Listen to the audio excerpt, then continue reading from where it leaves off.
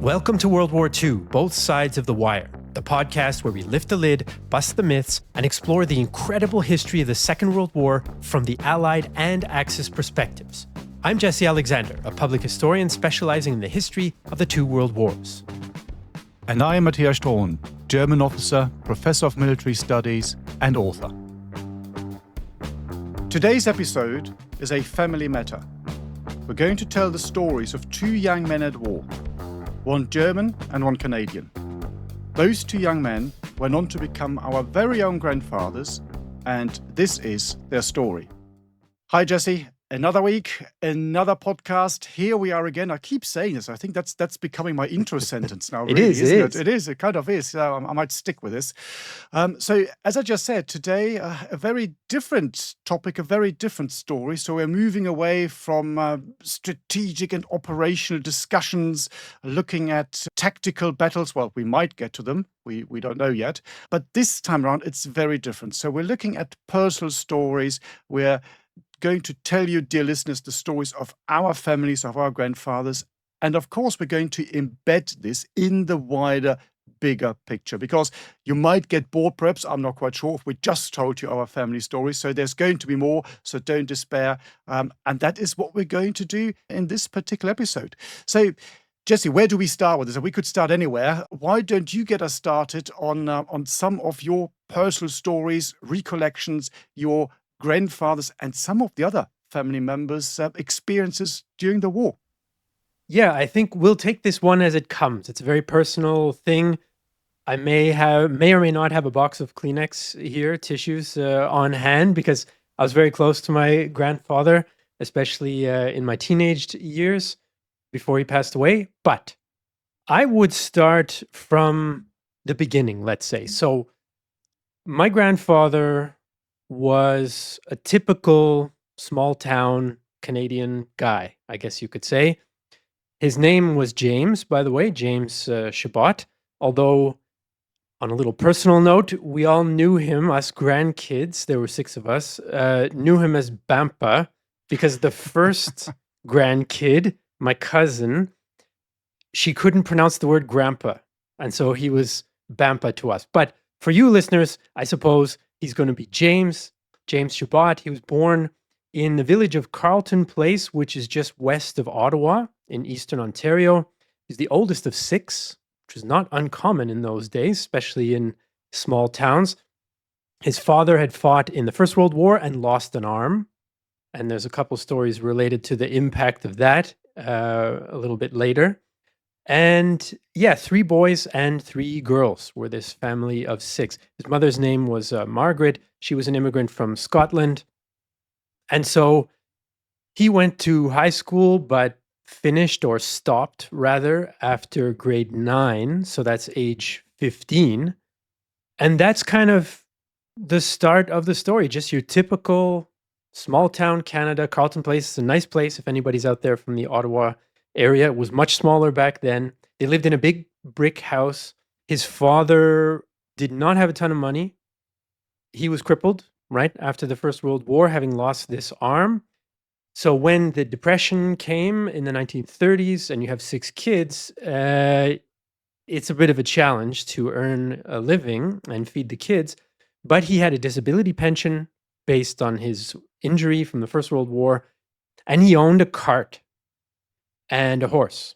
And that was a big advantage because then he could kind of do odd jobs. He delivered firewood to people. He transported garbage in his cart and stuff. So Albert, my great-grandfather, was able to provide a reasonable living, a very modest living, for James and his 5 siblings in the little village of Carlton Place. So that's kind of the story until he signs up. But we're doing a bit of a mirror on the World War II wall here. And so I'll flip it to you, Matthias, to give us some background on your grandfather. That is already absolutely fascinating, because we haven't really talked about this before, dear listeners. So I don't know what Jesse's going to tell me now and what I'm going to tell him. But what I found absolutely fascinating is to see the parallels already. So my grandfather was born in a place called Iserlohn, which is in modern-day North Rhine-Westphalia, the northwestern part of Germany. It's, you might say, the outskirts of the Ruhr area. So the industrial heartland of Germany. And where the parallels come in, absolutely fascinating, is that his father had also fought in the First World War, was very, very badly wounded, was captured during the Battle of Verdun. He then spent some time in prison of war camp, a French one. He is then in 1917 repatriated via Switzerland back to Germany because his leg was so bad that everyone knew, well, he wouldn't be able to fight anymore. And you had this prisoner exchange program that happened in the First World War. First World War is a different story. Dear listeners, if you're interested in that, of course, listen to our sister podcast. So let's continue with that particular journey. So Iserlohn, an industrial place. It had been industrial since the late Middle Ages. And isn't it brilliant how I can bring in my most favorite post of all time already that early on, Frederick the Great. I knew it.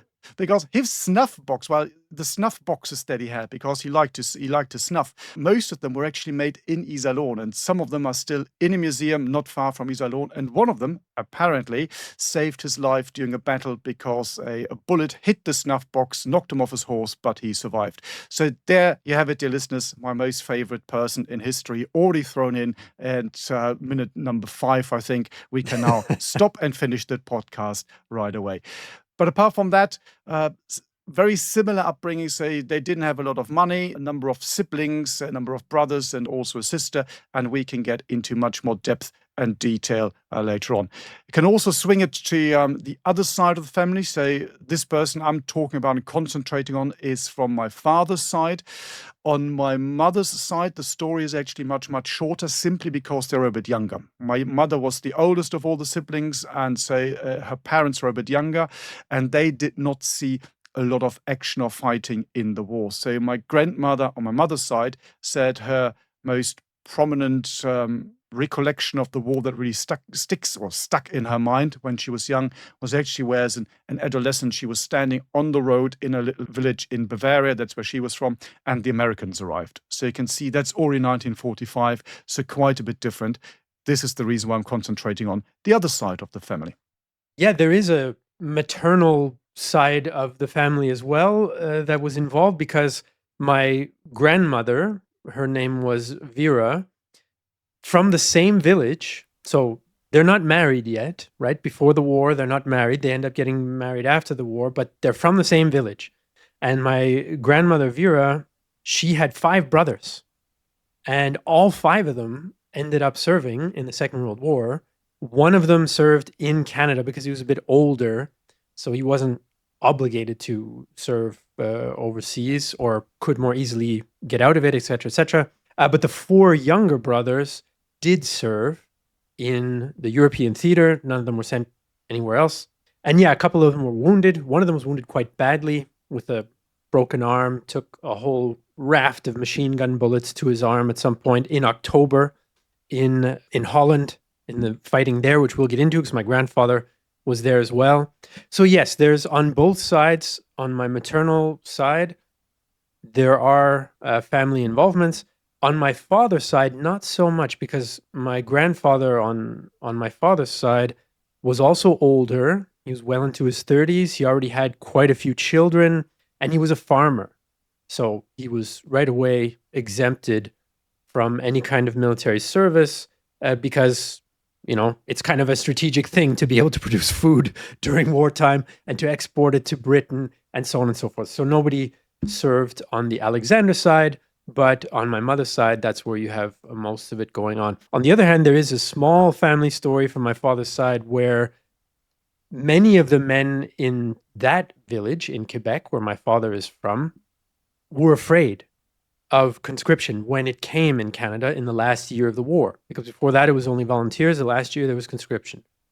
So my grandfather signed papers saying that one of his hired men, who was a friend of the family and was very afraid of being conscripted, that he was essential for the farm work. And so that got him out of being conscripted, basically, this other man who was so afraid of being conscripted and being sent to fight. So, very different approach on the two sides of the family, which kind of reflects part of that reality of historical Canada, where you have the French majority regions of the country where there's a lot less willingness to sign up, and there's a lot more hesitation and fear about the consequences of serving and, being sent to Europe and so on. Now, my grandfather James, who did serve, his father was a French Canadian, but he was raised only in English. So he didn't really have any of the typical French Canadian mindset of more hesitation. Carlton Place was an English-speaking town. They just sort of blended in, and French was not considered that important at the time. And so that's an interesting little separation there. In any case, be that as it may, the moment comes for James and for his brother Gilbert in 1940. So things are not good for the Allies at that time, obviously. Summer 1940, France surrenders, but that's the exact moment when James decides to voluntarily sign up. So he goes to Ottawa, the nearest big town where they have units, where they have recruiting centers and so on. And he goes with a friend of his from Carlton Place. I don't know the name of this friend. I just know the story from when my grandfather told me. And they were discussing, what should we do? What kind of unit should we join? Because it was voluntary at the time. Mm-hmm. And my grandfather thought, wouldn't it be cool to join the Navy? I think I might join the Navy. In the Navy. Exactly. And so he was a huge music guy. So I have no doubt he was a fan of disco in the 70s to some extent. We never discussed it, but he was a musician and so on. But anyway, long story short, his friend convinced him, no, let's join the infantry instead. Exactly. Not a clever Matthias is move. making Not a clever move. disapproving noises. So in any case, they get to Ottawa, and the local infantry unit in Ottawa is called the Cameron Highlanders of Ottawa. And James and his friend sign up to join the Cameron Highlanders. Highlanders because, yes, it's in Canada, but Canada obviously draws its traditions, military traditions, from the British Army. So there are many Highland regiments in Canada where nobody is from Scotland and nobody has an accent. But they do wear kilts for ceremonial occasions. Actually, my grandfather was also issued one at the start of his service with them before they quickly switched over, and then they didn't wear kilts anymore other than on very few ceremonial occasions. Now that unit, we'll get into the story of how this unit does and what happens to it over the course of the war, but it will eventually become a machine gun unit, a motorized machine gun unit that is a part of the 3rd Canadian Division. So that's kind of where he fits into the big machine that eventually becomes 1st Canadian Field Army, the only time Canada's ever fielded a full field army. He's sitting there in the 3rd Division with the divisional machine gun unit, and normally he was assigned to support the infantry in the 8th Brigade. But we will get into that and what that means in practice at the sharp end in a little while. I should also mention, before I toss things back to you, Matthias, that when he signed up, there was a bit of a family crisis that was caused by him volunteering. Now, at this time, he's 19 years of age, by the way, June 1940. He was born in 1920, in December, I think. So he's 19, he signs up. His brother, I think, is 18. And I think he signs up around the same time, although I'm not 100% sure of that. But their father is not very happy about this. Their father did not sign up voluntarily in the First World War. He waited and then was forcibly conscripted and then lost his arm. So he has an idea of the types of dangers that are coming their way, right? And if you're, listeners out there, if your 19-year-old son signs up and you've already been crippled in war, you might have mixed feelings about that in the best case scenario. So what happens to Albert? He disappears. Nobody knows where he is. Nobody in the village can find him. He doesn't come home. We have a little newspaper clipping from the village newspaper saying, if anybody knows where Albert Shabbat is, please contact the family, because he just disappeared. It turns out he got so stressed, he had a bit of a breakdown in a sense because of the trauma of what he suffered in the First World War. And he'd gone off without telling anyone to just stay with his sister in Montreal. And eventually he reestablished contact, came back, and so on, and everything was, okay. But you can see the impact that the potential of your child being harmed or killed had on him, right? So that's kind of the dramatic, signing up story. That's a great story all in itself, isn't it? It's absolutely fascinating. The most shocking thing you've said so far, I think, is when you said, well, he was quite a bit older in his 30s. That really made me weep here because, well, we know war is a young man's, well, I hesitate to use the word, but I sometimes say young man's game. But dear listeners, you know what I mean. Mid-30s, of course, by that stage is quite old. But yeah, I think we've also passed this, unfortunately. But there we are. That's a different story. Again, interesting links there. For example, the year that you mentioned, well, that was exactly the same year where my grandfather was born. So again, interesting. My grandparents, actually, after they got married, and we'll talk about that, of course, more on, after the Second World War, they were actually thinking of emigrating to Canada because Germany had been so destroyed, there was nothing left. They said, well, okay, why don't we go to Canada? So if they'd done that 20 years earlier, which of course they wouldn't have done, but just stay with this example, they might have even fought together in the same unit. That would have been quite, what's the right word? Ironic, interesting?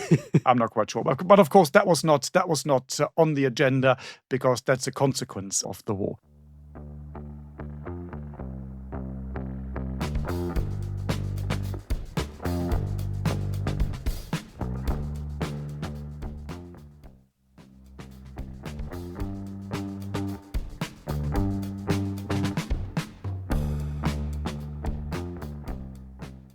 Another consequence you have of the outcome of the war is, again, perhaps partially linked to what you've already said. You talked about different areas from Canada where your family came from. And that's the same in my case. And that's actually the case in most Germans I know. So their families do not tend to come from the same local geographical area. You talked about most people coming from the same village. That in post-war Germany is relatively unusual. The reason for that, of course, is that you had about 12 million Germans being expelled from the Eastern territories. So you have got complete mix in Germany of different, what you want to call it, tribes, if that's the word that you want to use.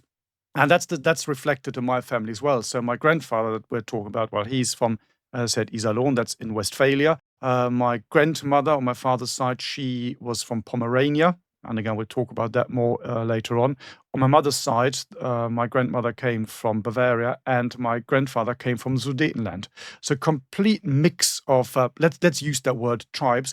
And that's a very normal thing that you find in Germany these days. So probably quite different from most other European countries. It had a big impact actually also on language, for example. Up to 1945, in the area of Westphalia, northern Germany, the local dialect, or actually the language that was spoken, was Low German, Plattdeutsch, which is very, very close to Dutch. It's very, very similar.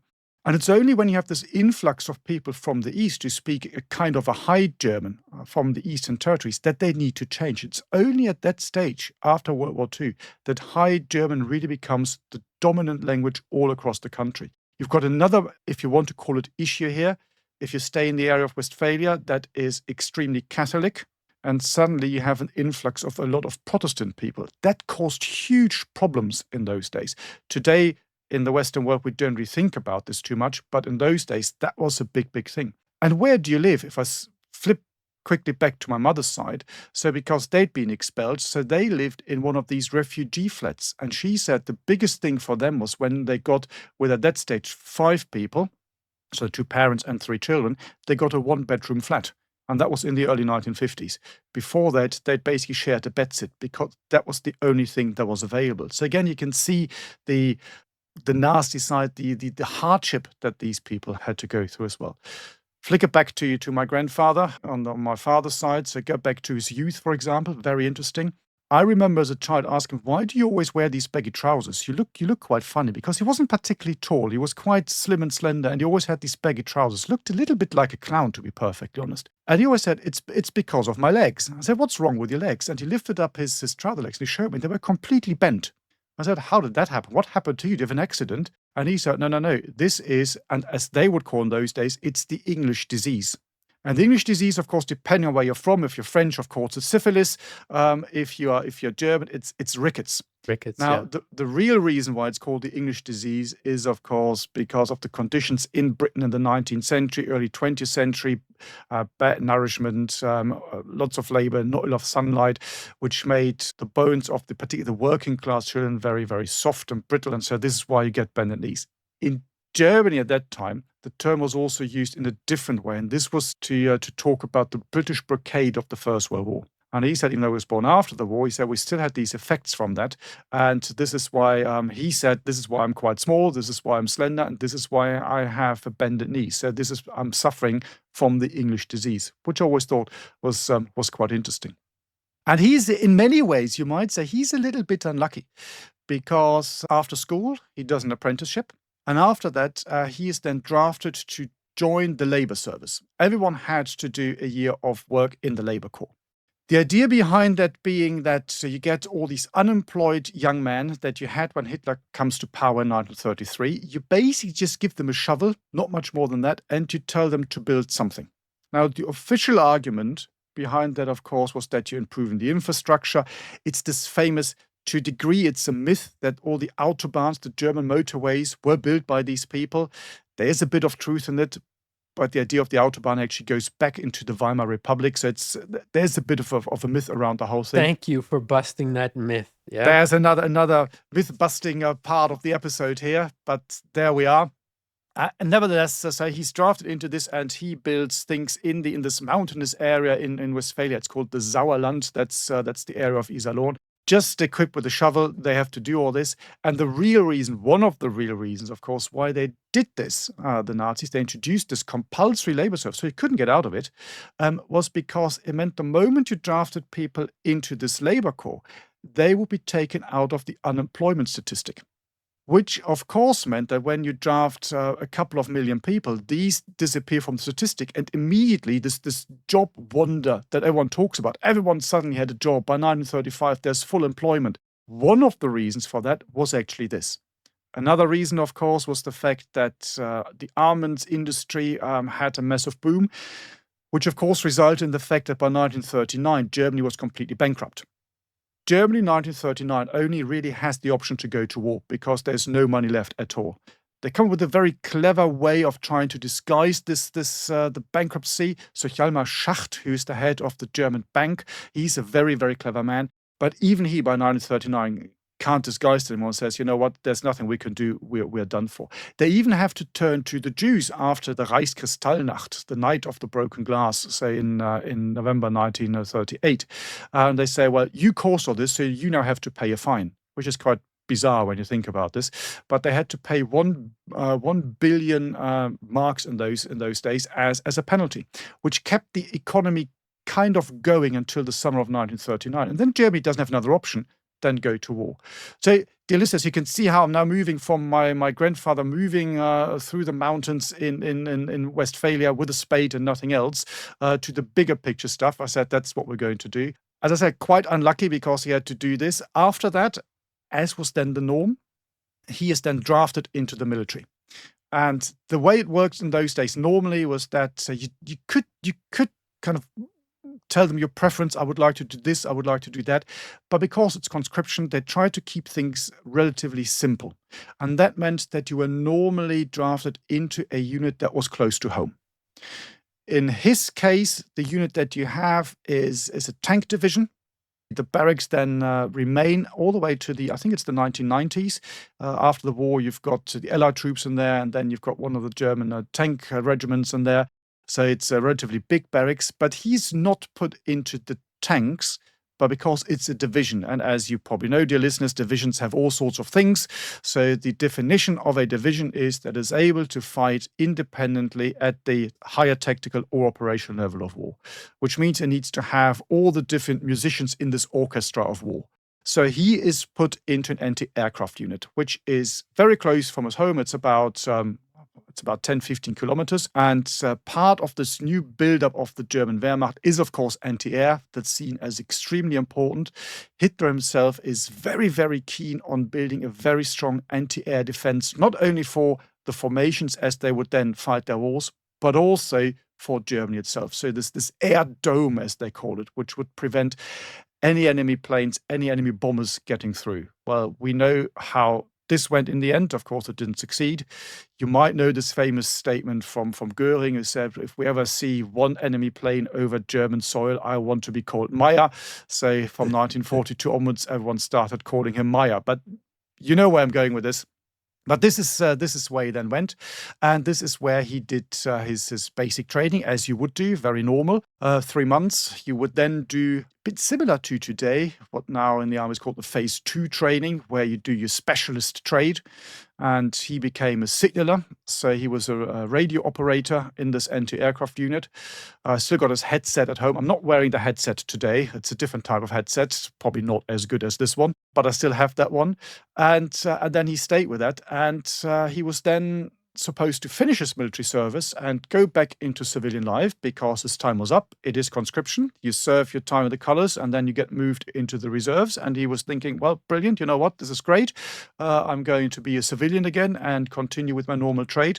Well, the problem, of course, was that he was on paper supposed to be released on the 31st of August, 1939. So everyone knows, well, okay, you're not going home, my son. You're staying here because things are happening. And then, of course, he stayed in the Wehrmacht till the end of the war. So again, one of these stories where you have this young boy who gets drafted into the military. Or let's start with the labor service, which is it's paramilitary, you might say. And if you include this, he spent 7 years in uniform. We talked about this in a different podcast when we talked about prisoners of war.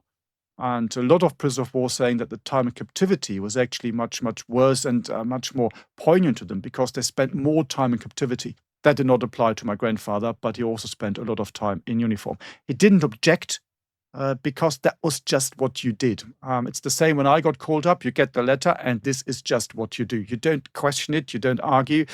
You know this is what you need to do. It's a different mindset.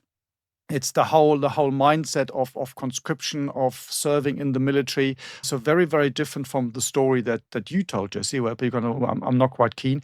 People were not keen to join because they also had the experience of the First World War. And when the Second World War breaks out, there is no war enthusiasm in Germany. Everyone says, oh, we've been through this before. This is not a good thing. So why are we doing this again? But of course, the propaganda at that stage had told them that Germany is fighting a defensive war. So this is just what you do. You don't question these things. You just do it. So in a way, to a degree, a slightly different mindset, which of course is also part of society, which is very, very different. It's not a very individualistic society on the whole. And this has nothing to do with Nazism. I think you found that probably in most countries, even when you go to, for example, Britain at that time, you have a class structure, you've got the importance of the church, you've got all these things, these correcting factors, you might say, if that's the right term, when it comes to this whole idea of individualism and what have you. Perhaps even, if that's the right term, worse or stronger in the German case. Again, there are lots of examples from previous times, famous slogans like, Germany must live even if we die. It's from a famous poem from the First World War. Things like this, you are nothing, your people is everything. Which today we probably link to countries like Russia or perhaps China or North Korea.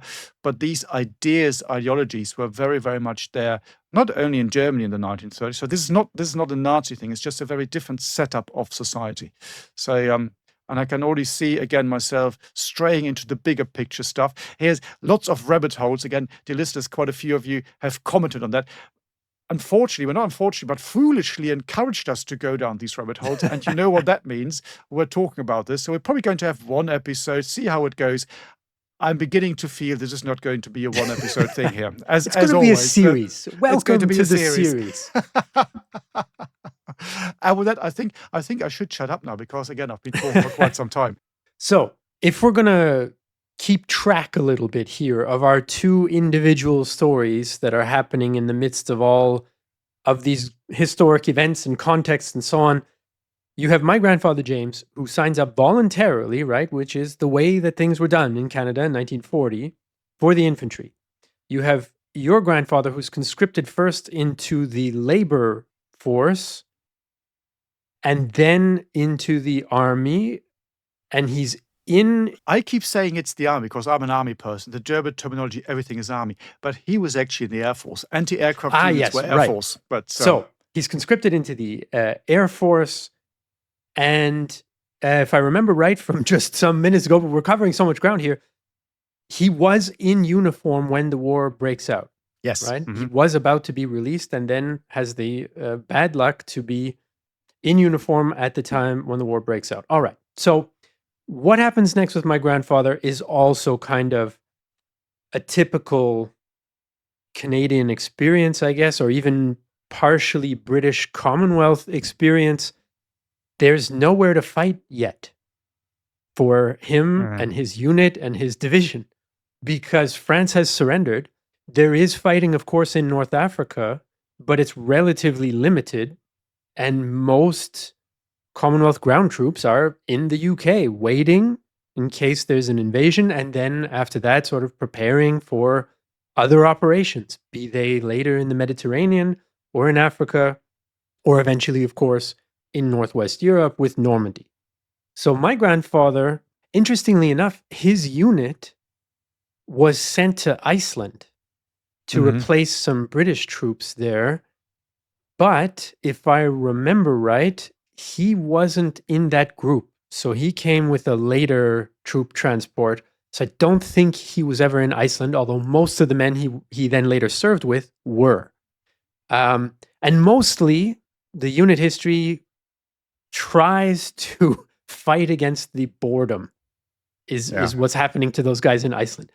And the cold and the wind and so on and so forth. Anyway, in 1941, the unit gets sent to England, and he also gets sent to England.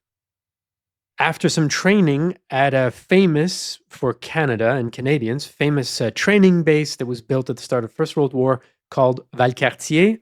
It's not that far from Quebec City. So he got his initial basic training there. The more experienced members of his unit end up in Iceland, and he then ends up joining them all together in England in 1941. It was at Valcartier that he developed an intense dislike for Canadian Army chocolate pudding. Because public health and medical practices for the Army were not, tailor-made for your needs and your preferences either. On the topic of this one-size-fits-all society, a little bit more based on structure and hierarchy and authority and so on. So the Canadian Army decided, now maybe other armies did this too, but they decided, well, a common problem amongst soldiers is constipation. So we're going to solve that problem. Everybody wants dessert. Everyone's going to eat chocolate. They're not going to refuse that. So they put laxatives in the chocolate pudding in case, to prevent this kind of common health problem. Especially, you're exercising a lot. Your diet is mostly meat and bread and so on. It's not great for that part of the body.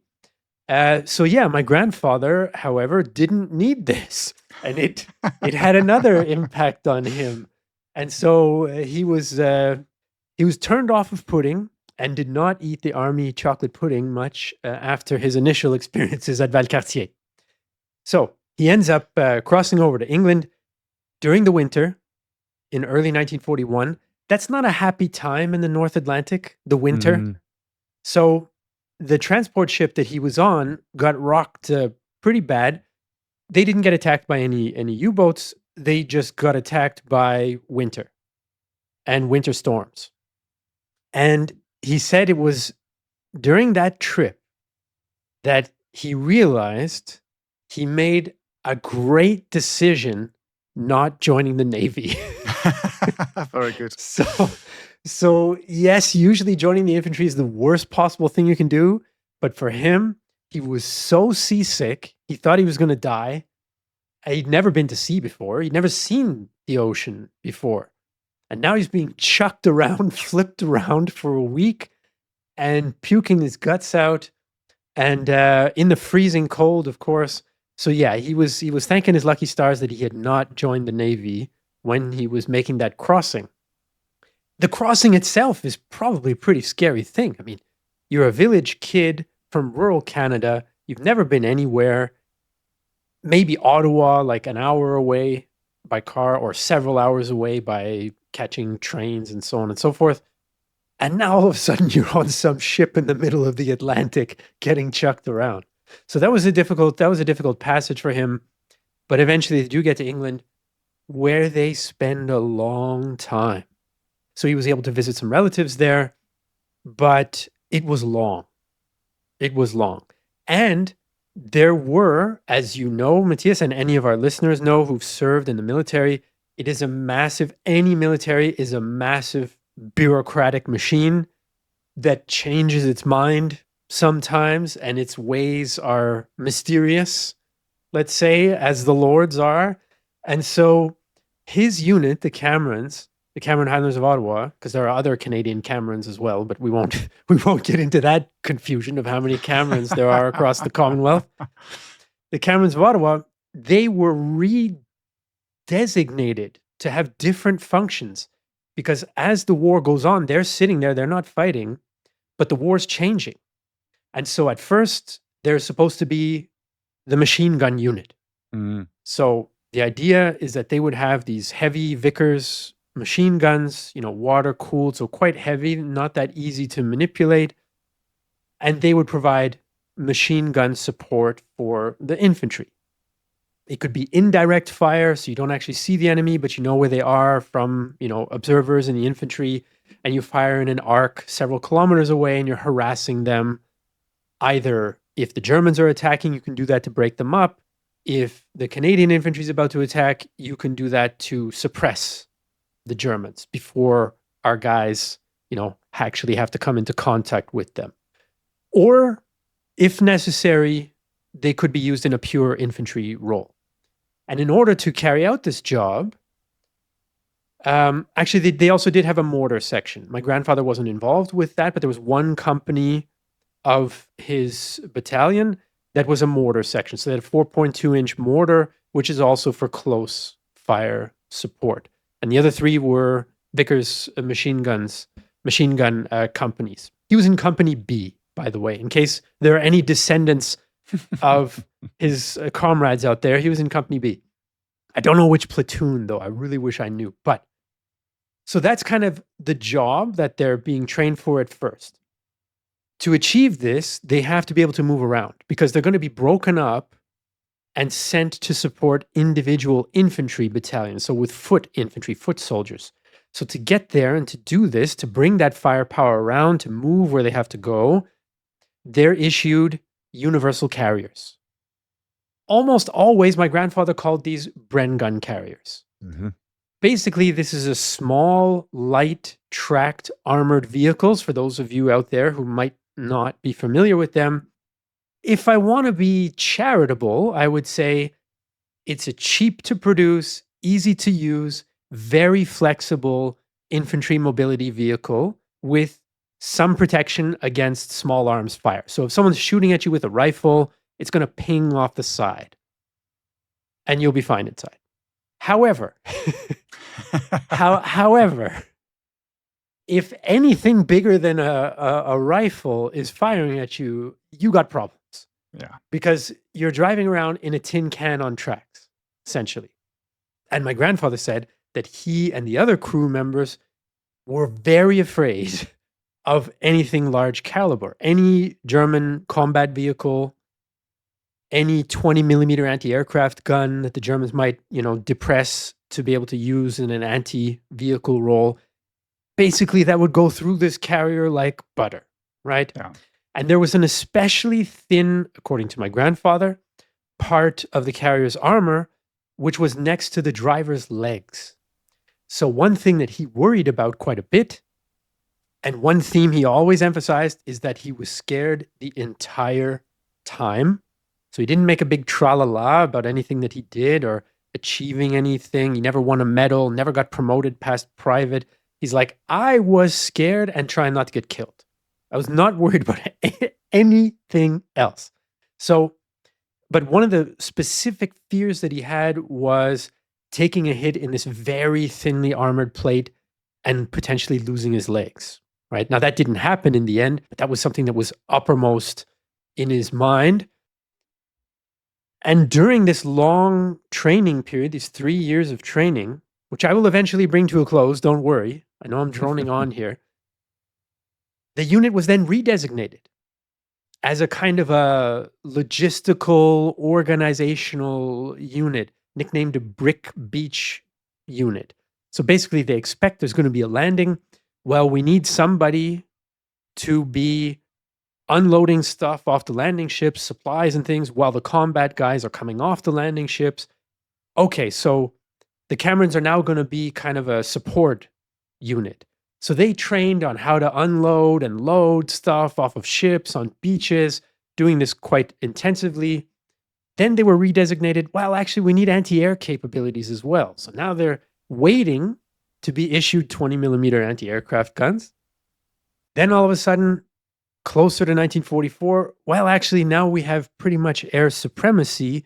We're probably not going to need that much anti-air. Okay, so you're not anti-air anymore. They had just received the anti-aircraft weaponry when they were redesignated not anti-aircraft anymore. So then they get redesignated machine gun unit again. And so they're back doing what they were originally trained to do with those universal carriers. And that's the function that they have when they are sent to France on D-Day and eventually end up fighting there. But I will turn it back over to you, Matthias, for your reactions to that, but also to catch us up on your grandfather's side of things. Well, my first reaction is not really to do with my grandfather, but it's just a thought that got triggered by what you were saying about food. And I still remember when I joined the army as a conscript quite a while ago now, we were always told by the more experienced people that we shouldn't eat this and we shouldn't eat that, because apparently there's all sorts of chemicals in there to make you less aggressive. And of course, let's face it, it's a conscript army of 18 to 9-year-old boys and young men to suppress your sex drive. So don't have this, is very, very bad for you. I remember that. And so always you were told, don't have this, don't have that. And then, of course, we also had these funny biscuits that became known as tank biscuits.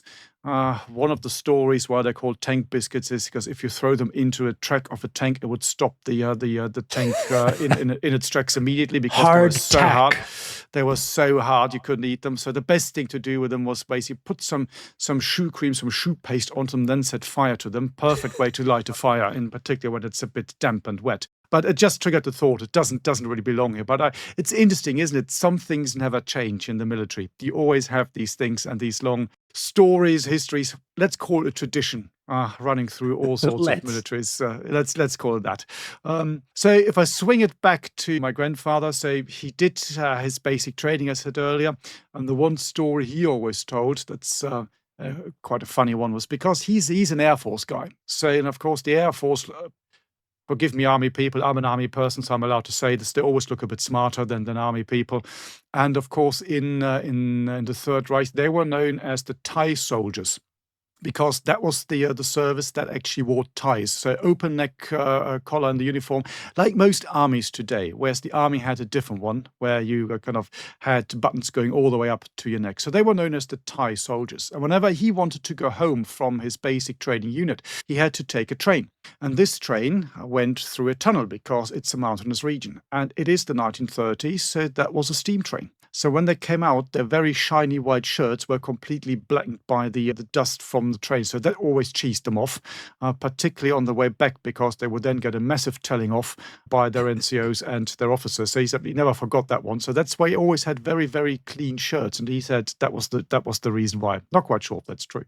So when he then got closer to the war, And everyone knows that something is happening, and it's pretty obvious that he's not going to get released to go back into civilian life. His anti-aircraft unit is then sent to Pomerania, to a training area. And that's already part of the buildup of the forces for the campaign against Poland in 1939. And he goes to a place called Dramburg, and this was one of the biggest training areas in Germany at that particular time. Dramburg is about 100 kilometers, roughly speaking, to the northeast of Berlin, so it's modern-day Poland. If we have any listeners here that have served in the military, or perhaps even have recently deployed to that part of the world, Dramsko-Pomorsky is one of the largest training areas of NATO in Central Europe.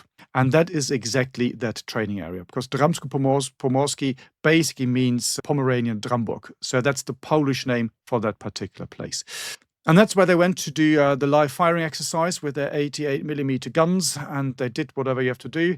But what is even more interesting from a pure family point of view, next to the barracks where they're stationed, you had people from the Reichswetterdienst. So this is the meteorological group. So these are the females that were then not drafted, they were all volunteers, to work with the Air Force to provide weather updates for the fighters when they would go wherever they had to go.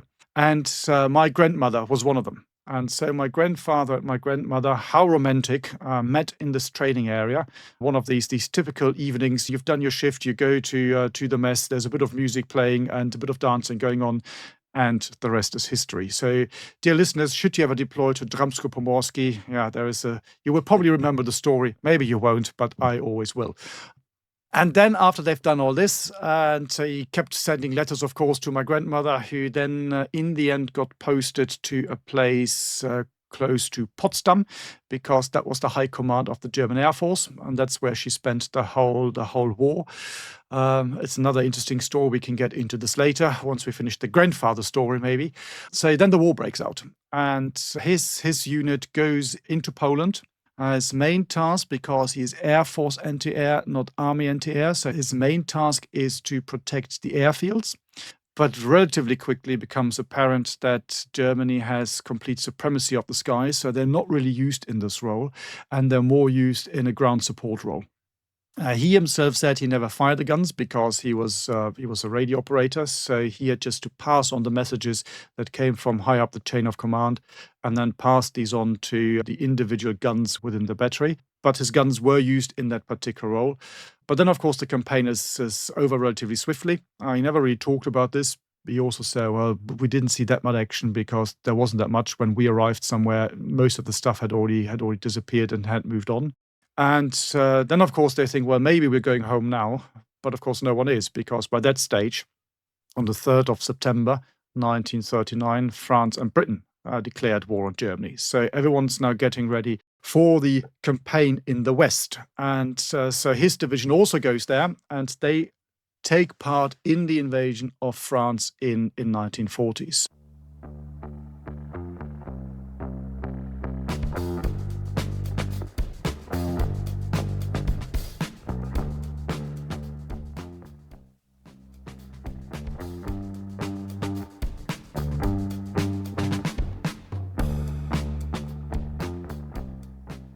So his division that he's attached to now is not one of the spearheads. It's not one of the 10 tank divisions that the Germans use. So he's always a bit further behind.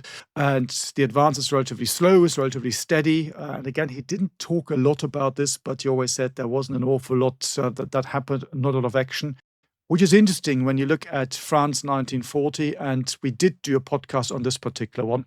When you look at the way the fighting happens, and again, it's a bit of a broad brush now, but the campaign in the West was basically won by the 10 German tank divisions because they really are the spearhead slicing through the enemy's positions. So he's following up and following suit and trying to catch up with these tank divisions as they push through, in this case, northern France. The one action that he really sees is the siege, you might say, or the encirclement of the Allied, predominantly the British forces at Dunkirk.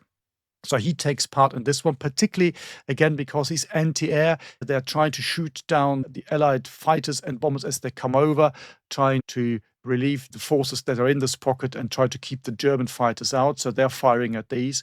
And we still have a number of interesting photographs from that particular incident, because the moment this is over and the Brits have gone and the French have surrendered, he, just like everybody else, like every good soldier always does, turns to some sort of battlefield tourism. And they go to the beaches and they have a look around, and he takes a number of pictures, and I still have them.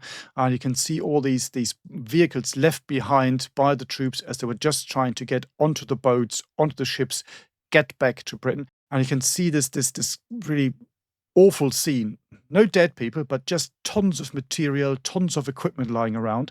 And on the back of this little photograph, one of them, he wrote, "England kaput." And I always thought, well, if only things would have turned out very differently. But that's what he wrote down. I thought that was always quite interesting and quite funny. He then also takes part in the second stage of the campaign in the West, and that's Case Red. That's the one that no one ever talks about. So we always concentrate on Case Yellow, Fall Gelb, which is the original invasion, which leads to Dunkirk. But then there is a second phase. And in this second phase, the German troops then regroup and they start to push to the south. And they get into the heartland of France, all the way down to, well, nearly the Mediterranean border. And he was part of that, and he got all the way down to Bordeaux. So that's how far his division advanced. And he said while they were doing this, there was no fighting at all anymore, because the French were just surrendering. They'd all run away. He said it was a bit like a Sunday stroll. They were just advancing in their vehicles. He was very lucky because it's an anti-aircraft unit, so they're motorized. He had his own car because it had to have all this radio equipment in it. So he didn't have to march or walk. So he was quite lucky. And when this is over, of course, you then turn to the next stage. So what's happening now? Hitler offers peace to Britain. Britain declines. And so everyone's now getting ready for some sort of struggle with Britain. Yes, there's a finger raised. There is, because, dear listeners and dear Matthias, I feel like this might be a good point to bring to a close episode 1 of We Don't Know How Many for this series about our grandfathers, since we've taken the story now on Matthias's side up to the end of the French campaign. Is that a good time, or does it make sense, Matthias, for another story from you before we wrap things up for today? We can wrap it up now and then have another 3, 4, 5, 10, dear listeners. Do we know how many episodes on this? We'll have to see. Let's not get carried away. All right. So, or at least if we get carried away, we'll try to break it up into manageable chunks before we lose our entire listenership over a period of 3 months or however long it's going to be. In any case, folks, we hope you're enjoying this little stroll down memory lane with some historical context added about the experiences of my grandfather and Matthias's grandfather in the Second World War. We're going to pick up the story again in the next episode. And until then, of course, we invite you to join us and to support the podcast at bothsidesofthewire.com. And if you go there, you can even get access to exclusive content that's not in the normal podcast episodes in our war room. And you can have a free trial for 1 month by entering the code Deep Dark Woods. So if you're interested in supporting the podcast, head over to bothsidesofthewire.com. That's it for today's episode. We're going to pick up the story of our grandfathers in the next episode, and we'll see you then. You've been listening to World War II, Both Sides of the Wire, a Battle Guide production. To support the creation of future episodes, consider joining our dedicated supporter community, where you can enjoy exclusive benefits and connect with like-minded individuals. For more information, please see the show notes, and if you appreciated this episode, please leave a review on your chosen podcast platform. Thank you for listening. And the one action that he does see then is the encirclement of the British forces. He is there when the Brits get to, my God, what's the word now? I've forgotten the word. Bloody hell. Where are they? I want Dunkirk? to say Dieppe. That's wrong. Dunkirk. That's the one. My God, why can I not remember? Linus cut it out. Dieppe is the Canadian one. That's the Canadian. We You did a see? podcast on that. So